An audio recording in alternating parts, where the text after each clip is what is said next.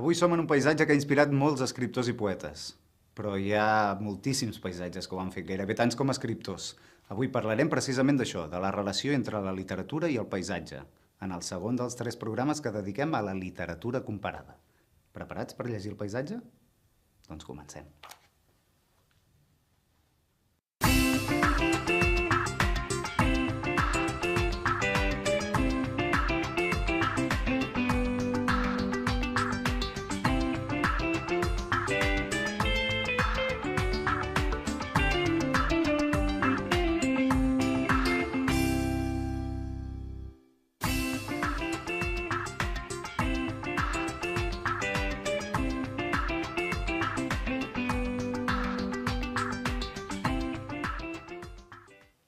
L'espai físic o el paisatge que envolta l'escriptor ha inspirat molts textos literaris, sovint com a lloc on es desenvolupa l'acció del text, però, de vegades, el paisatge fins i tot es converteix en el protagonista del text literari. Però no tots els paisatges literaris són reals. N'hi ha molts que sí, però també n'hi ha que són inventats. I encara que siguin reals, pot ser que no estiguin descrits de manera objectiva, sinó que l'autor els hagi descrit d'una manera molt personal o subjectiva. Una descripció objectiva és una descripció en què l'autor descriu les coses que l'envolten de manera detallada i precisa, com si volgués fer una fotografia de la realitat, o com quan els pintors intenten reproduir un paisatge amb la màxima fidelitat. En canvi, en la descripció subjectiva, es presenta el paisatge des de la mirada personal i íntima de l'autor i l'espai en reflecteix les emocions, la nostàlgia, l'alegria, la tristesa. És a dir, com els pintors que, per damunt de la semblança física, prefereixen reflectir en la seva obra el punt de vista dels seus sentiments. Moltes obres literàries se situen i passen en espais geogràfics reals que existeixen i que l'autor descriu minuciosament. De vegades els anomena pel seu nom i de vegades el canvia, com si fos un pseudònim. Aquí en teniu uns exemples.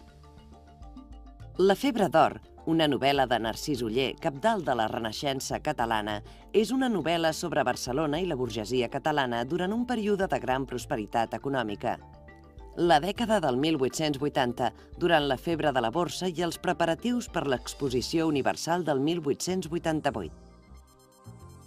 En l'obra s'hi explica la història de la família Gil Foix i la seva ascensió econòmica i social, seguida de la ruïna material i moral. Però això serveix de fil conductor per mostrar el moment d'eufòria i el creixement de la ciutat de Barcelona, que s'embelleix i es modernitza. Per descriure els pavellons i els monuments del recinte de l'exposició del 1888, des de l'Arc de Triomf fins al Parc de la Ciutadella, l'antic Liceu, els grans edificis modernistes i l'urbanisme de l'Eixample, especialment les cases de la part dreta. Alhora, Oller completa la visió d'una Barcelona vital amb les descripcions del barri vell, a prop del port, sorollós i ple de gent treballadora. Llavors el senyor Foix es lliurà a contemplar i elogiar amb grans exclamacions les boniques vistes que d'allí es descobrien.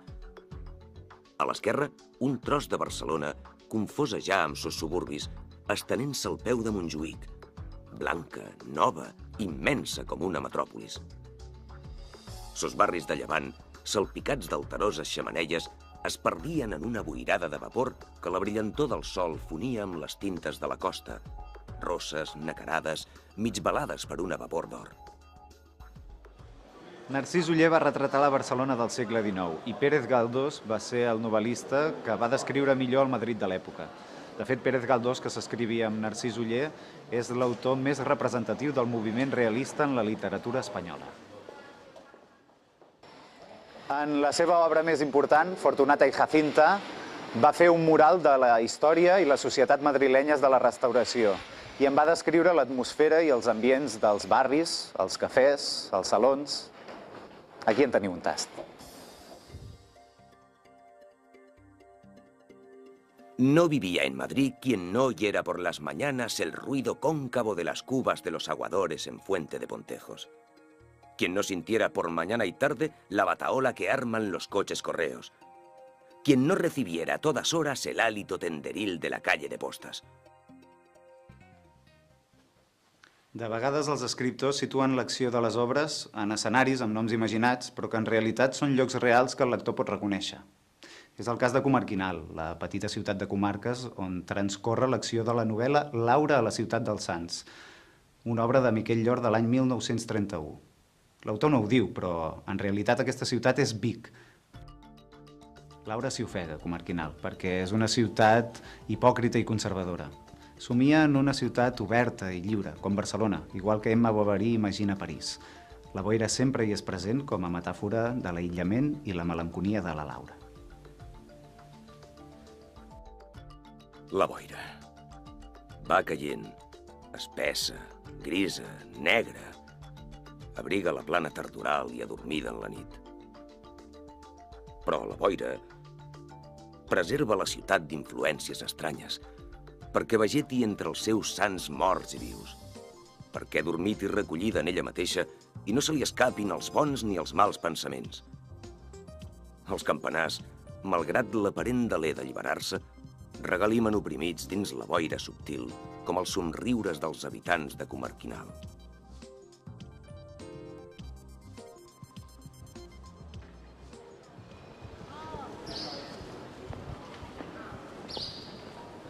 La base del naturalisme és la idea que el comportament humà es pot explicar a través de l'ambient en què es desenvolupen els personatges.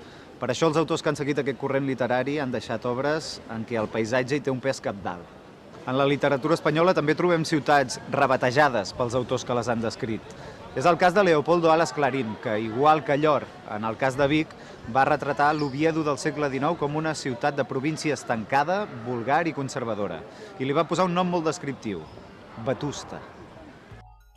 Leopoldo Alas Clarín, representant del naturalisme literari castellà en la novel·la La Regenta, narra la història dels amors adúlters d'Anna Ozores, que està casada amb un home gran, amb qui viu a Vetusta, una societat ancorada en el passat que oprimeix l'esperit d'Anna.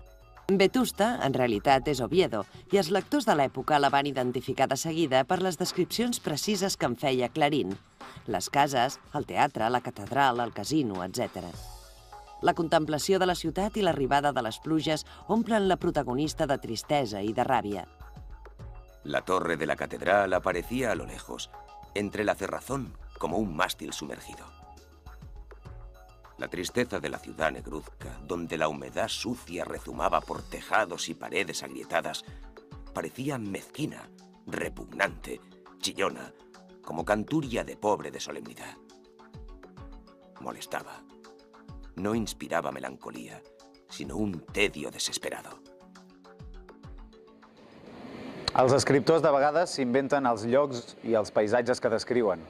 Alguns autors sud-americans han conreat el que s'anomena realisme màgic, una tècnica literària que consisteix a narrar la realitat quotidiana amb elements fantàstics i meravellosos. Els personatges, i també el lector, accepten com a normals els elements insòlits que es barregen amb la realitat narrada. L'escriptor colombià Gabriel García Márquez, Premi Nobel de Literatura l'any 1982, és el mestre del realisme màgic. Les obres d'aquest autor són plenes de llocs, noms, personatges i situacions a mig camí entre la realitat i la imaginació. La seva obra mestra és la novel·la 100 años de soledad, que explica la història de la família Buendía a Macondo, una ciutat imaginària del Carib. La descripció inicial de Macondo és molt precisa, però segurament evoca imatges diferents en cada lector. García Márquez suposa el fet que 100 años de soledad es faci en cinema per no espatllar aquesta capacitat evocadora de les seves paraules. Macondo era entonces una aldea de 20 casas de barro y caña brava, construida a la orilla de un río de aguas diáfanas que se precipitaban por un lecho de piedras pulidas, blancas y enormes como huevos prehistóricos. El mundo era tan reciente que muchas cosas carecían de nombre, y para mencionarlas había que señalarlas con el dedo. Alguns dels precedents literaris del realisme fantàstic els trobem a Catalunya. Un d'ells és Pere Calders, que va viure del 1912 al 1994. Se'l considera un dels narradors més originals de la literatura catalana. En l'univers literari ric i imaginatiu dels contes de Calders, el meravellós es barreja amb el quotidià. I tal com va passar després amb el realisme fantàstic, en la realitat que descriu sempre s'hi escolen fets inexplicables i atzars imprevistos que fan trontollar la seguretat de la normalitat. En aquest context, el paisatge també hi té sovint un paper fantàstic, màgic o irònic. En aquella hora tenebrosa, les cases semblaven més que mai armaris de guardar-hi gent.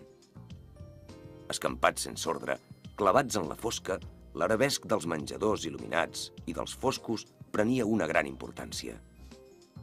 A l'esquerra, lluny, una polida senyoreta tocava al piano una de les simfonies immortals. Més avall, en una habitació principal, vetllada pel fullam d'una gran palmera domèstica que pujava del pati d'un garatge, un xicot treia d'una gàbia un canari i li tallava el coll incomprensiblement amb una fulla d'afaitar. El paisatge en literatura també ha donat lloc a diversos tòpics. Els tòpics literaris són fórmules o clixés sobre algun tema, com l'amor, el pas del temps, o el cas del qual parlem avui, el paisatge, que els escriptors de diferents èpoques han fet servir de manera similar en les seves composicions. L'origen dels tòpics literaris es troba en general en la literatura clàssica de Grècia i Roma, però s'han utilitzat en tota la història posterior de la literatura. En el cas dels tòpics dedicats al paisatge, un dels més coneguts i utilitzats és el locus amoenus, que vol dir lloc molt agradable i que consisteix a descriure un lloc encantador en una natura idealitzada, harmoniosa i agradable. El tòpic pren el nom del primer vers d'un dels poemes de les Bucòliques, unes composicions poètiques escrites al segle I abans de Crist per l'escriptor llatí Virgili, en què es descriu una natura així.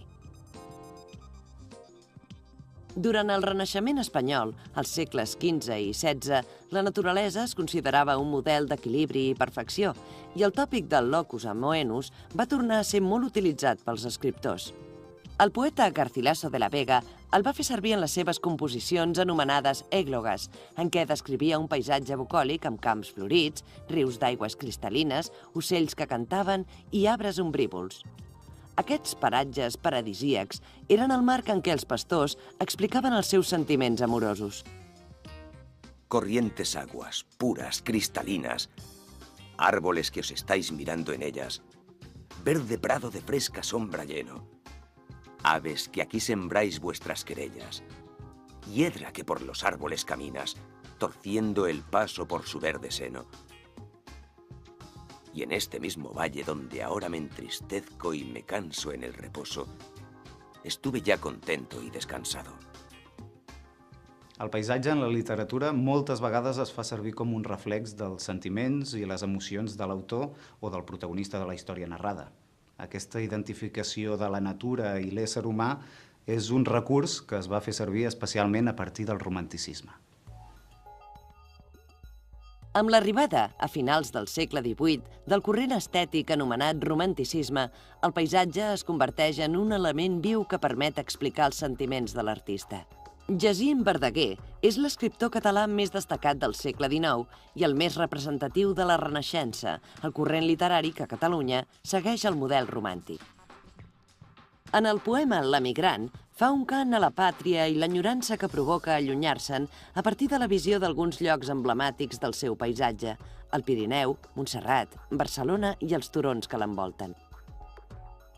Dolça Catalunya, pàtria del meu cor, quan de tu s'allunya, d'enyorança es mor. Hermosa vall, bressol de ma infantesa, blanc Pirineu, marges i rius, ermita al cel suspesa, per sempre Déu. Arpes del bosc, pinsans i caderneres, cantau, cantau.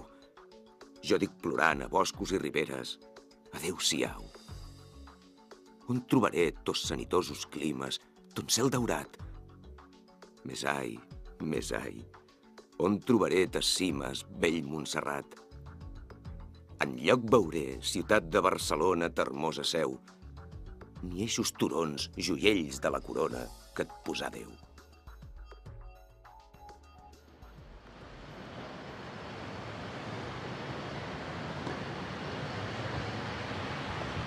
Aquesta visió romàntica del paisatge va ser considerada pintoresca i folclòrica pel modernisme, que va ser el moviment principal en la literatura catalana de finals del segle XIX i principis del XX. El modernisme va reaccionar contra la visió de la natura de la Renaixença amb un model de paisatge nou, que presentava una natura viva, salvatge, ferèstega i gens amable amb els personatges que s'hi movien. La novel·la modernista de tema rural descriu una natura viva i salvatge. Es plantegen les relacions conflictives entre l'individu rebel, amb el qual s'identifiquen els artistes, i la societat conservadora, que els modernistes veuen representada en la societat rural.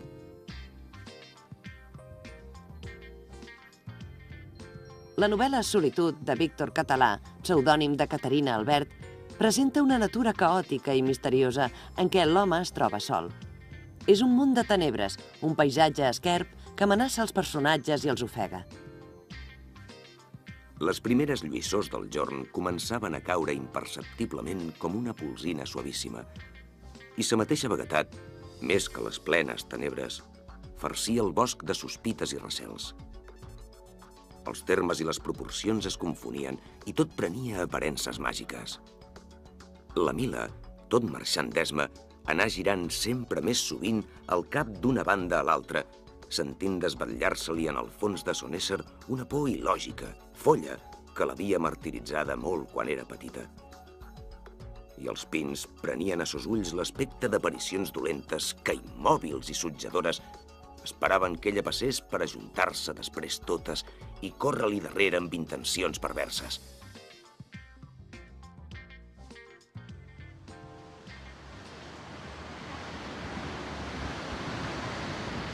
La natura amenaçadora és l'expressió simbòlica de la tensió entre l'individu i la societat en la novel·la rural modernista.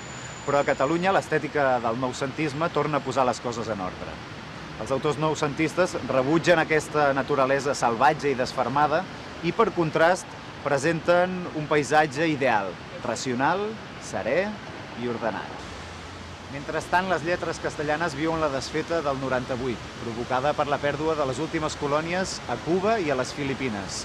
I això va fer que en la literatura castellana d'aquest període el paisatge sovint evoqués tristesa, decepció i l'enyorança d'haver perdut alguna cosa.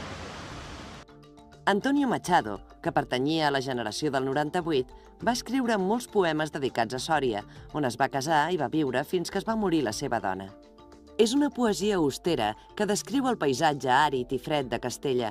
Al principi sembla que objectivament, però aviat s'hi veuen projectats els sentiments de soledat i de mort. En l'obra de Machado, el paisatge evoca moments d'alegria que ja han passat. ¿No ves, Leonor, los álamos del río con sus ramajes yertos? Mira el moncayo azul y blanco. Dame tu mano y paseemos por estos campos de la tierra mía, bordados de olivares polvorientos. Voy caminando solo, triste, cansado, pensativo y viejo. Al segle XX, els escriptors també van fer servir el paisatge per evocar sentiments, estats d'ànim i desitjos. De vegades el paisatge tenia un valor simbòlic polític i de vegades senzillament era la tela on els poetes pintaven la seva sensibilitat registrant els efectes dels canvis d'estació, les variacions de llum, de clima o de color amb finalitats poètiques.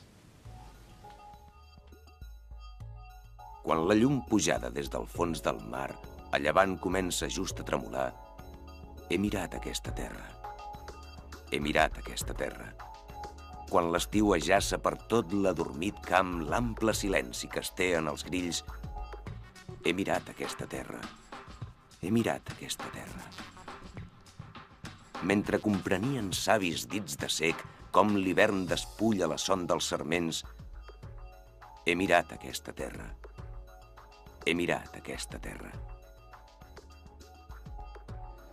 Evidentment, en la literatura, el paisatge no es limita només al paisatge natural. Les ciutats i els pobles també han constituït paisatges literaris en la història de la literatura i han representat papers tan importants com els personatges de carn i ossos.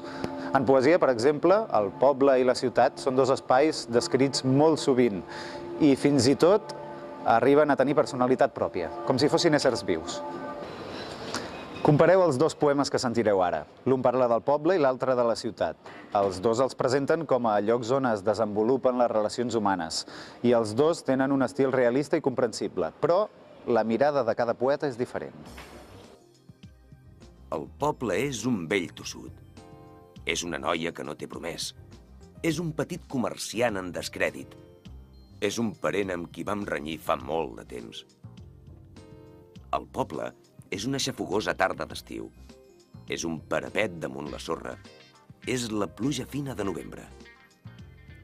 El poble és el conjunt del nostre esforç, i de la nostra veu, i de la nostra petita mort. El poble és tot. El principi i la fi, l'amor i l'odi, la veu i el silenci, la vida i la mort.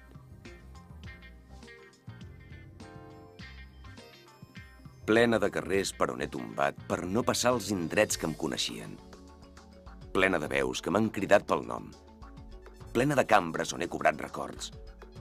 Plena de finestres des d'on he vist créixer les piles de sols i de pluges que se m'han fet anys. Plena de dones que he seguit amb la vista. Plena de nens que només sabran coses que jo sé i que no vull dir-los. En la literatura catalana, l'escriptor que ha destacat més en la descripció del paisatge és Josep Pla, que va viure entre el 1897 i el 1981. Pla ens ha deixat una obra molt extensa, escrita amb un estil que ha contribuït a modernitzar i normalitzar el català literari, i en què el paisatge hi té un paper principal. Pla va ser un amant del paisatge i de l'Empordà, del qual en va descriure la vida quotidiana i la geografia a través de nombrosos articles periodístics, assajos, guies de viatge, proses poètiques i altres gèneres de no ficció. Segons deia, Pla menyspreava la imaginació i per això no va conrear cap gènere de ficció. Per escriure sobre allò que li interessava, és a dir, els viatges, els retrats, la gastronomia i els costums, va utilitzar una prosa poètica amb què descrivia la realitat des d'una mirada personal.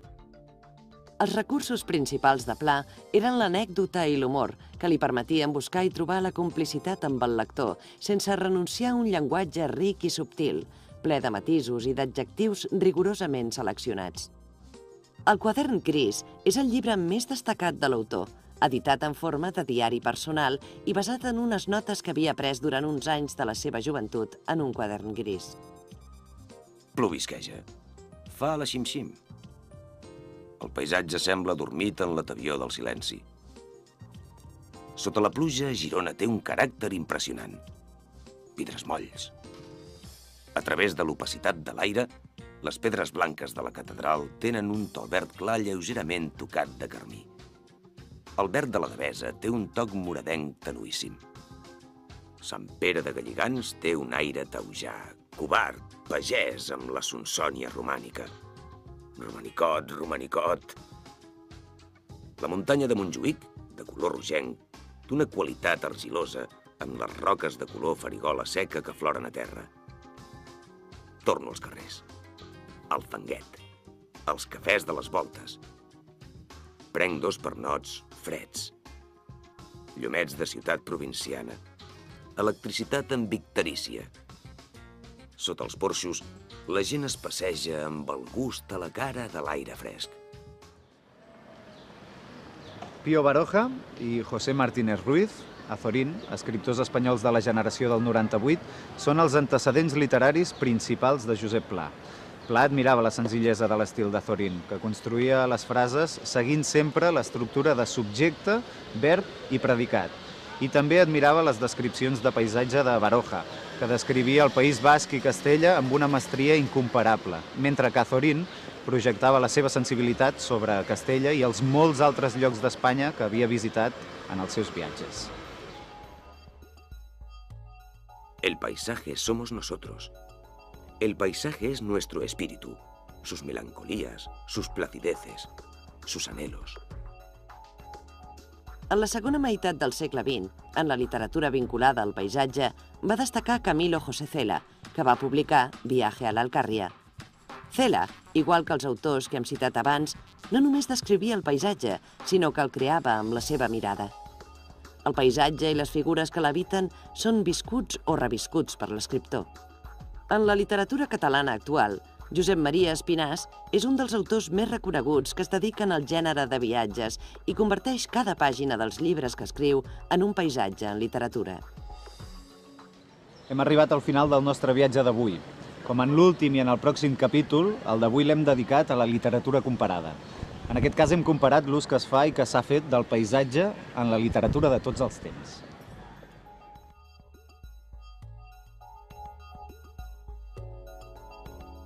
Tots els paisatges i espais descrits en els textos literaris que hem escoltat ens mostren que les possibilitats de la literatura són il·limitades. Les paraules són capaces de provocar imatges visuals, fan imaginar llocs, ambients i situacions, però cada lector evoca les imatges d'una manera diferent i única. És a dir, és com si els autors desmuntessin un paisatge, en posessin les peces a dins d'un llibre i ens toqués a nosaltres recompondre'l.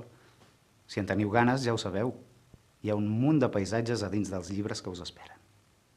Fins aviat.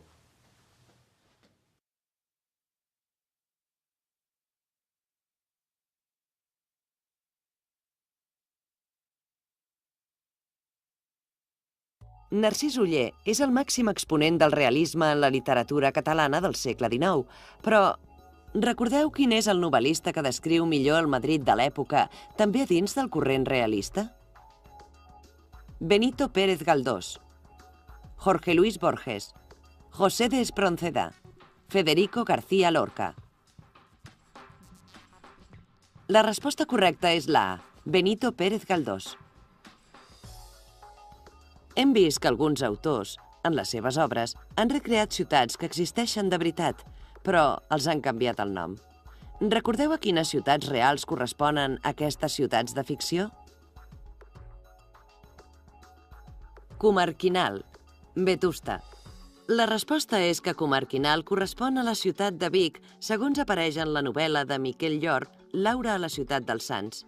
I Vetusta és el nom literari que Leopoldo Alas Clarín va fer servir per anomenar l'Oviedo que va descriure en l'obra La Regenta.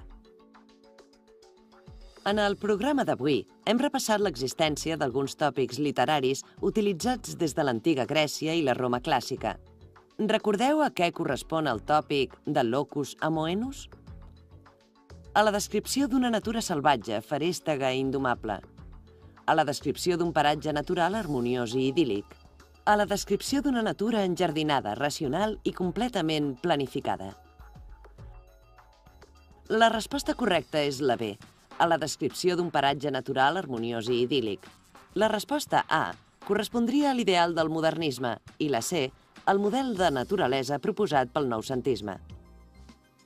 Josep Pla va ser un amant del paisatge i destaca en els seus llibres de viatges en què descrivia la realitat fent servir una prosa personal, sovint poètica i de vegades plena d'humor. Recordeu què caracteritza l'estil de Josep Pla? L'ús d'un llenguatge difícil i rebuscat. L'ús d'un llenguatge ric, clar i subtil. La resposta correcta és la B. Josep Pla no pretenia ser difícil ni tampoc vulgar. El seu objectiu era trobar l'adjectiu just i per aquest motiu admirava l'estil senzill de l'escriptor en llengua castellana Azorín.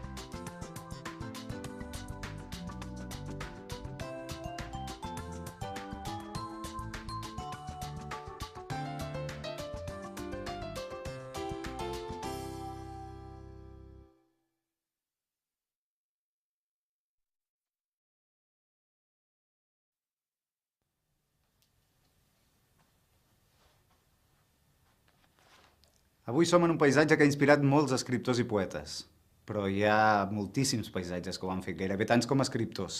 Avui parlarem precisament d'això, de la relació entre la literatura i el paisatge, en el segon dels 3 programes que dediquem a la literatura comparada.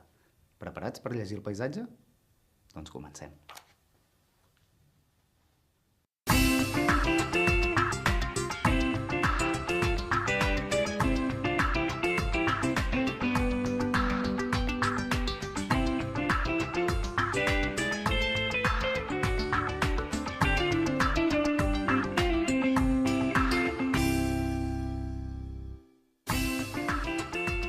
Pintors intenten reproduir un paisatge amb la màxima fidelitat.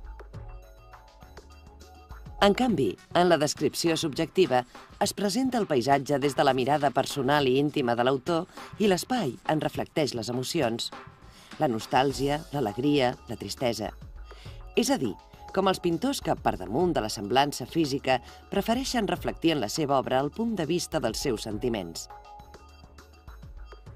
Moltes obres literàries se situen i passen en espais geogràfics reals que existeixen i que l'autor descriu minuciosament. De vegades els anomena pel seu nom i de vegades el canvia, com si fos un pseudònim. Aquí en teniu uns exemples. La febre d'or, una novel·la de Narcís Oller, cabdal de la Renaixença catalana, és una novel·la sobre Barcelona i la burgesia, amb les descripcions del barri vell, a prop del port, sorollós i ple de gent treballadora. Llavors el senyor Foix es lliurà a contemplar i elogiar amb grans exclamacions les boniques vistes que d'allí es descobrien. A l'esquerra, un tros de Barcelona confosa ja amb sos suburbis, estenent-se al peu de Montjuïc, blanca, nova, immensa com una metròpolis. Sos barris de llevant, salpicats d'alteroses xemeneies, es perdien en una boirada de vapor que la brillantor del sol fonia amb les tintes de la costa, rosses, nacarades, mig balades per una vapor d'or. Narcís Oller va retratar la Barcelona del segle XIX i Pérez Galdós va ser el novel·lista que va descriure millor el Madrid de l'època. De fet, Pérez Galdós... catalana durant un període de gran prosperitat econòmica. La dècada del 1880, durant la febre de la borsa i els preparatius per l'Exposició Universal del 1888. En l'obra s'hi explica la història de la família Gil Foix i la seva ascensió econòmica i social, seguida de la ruïna material i moral. Però això serveix de fil conductor per mostrar el moment d'eufòria i el creixement de la ciutat de Barcelona, que s'envelleix i es modernitza, per descriure els pavellons i els monuments del recinte de l'exposició del 1888, des de l'Arc de Triomf fins al Parc de la Ciutadella, l'antic Liceu, els grans edificis modernistes i l'urbanisme de l'Eixample, especialment les cases de la part dreta. Alhora, Oller completa la visió d'una Barcelona vital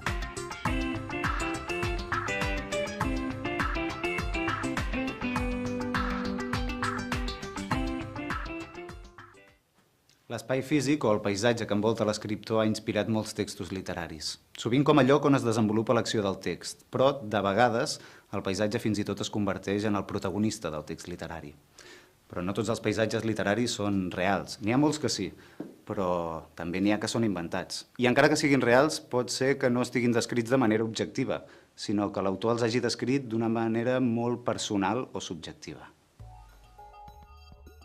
Una descripció objectiva és una descripció en què l'autor descriu les coses que l'envolten de manera detallada i precisa, com si volgués fer una fotografia de la realitat, o com quan ens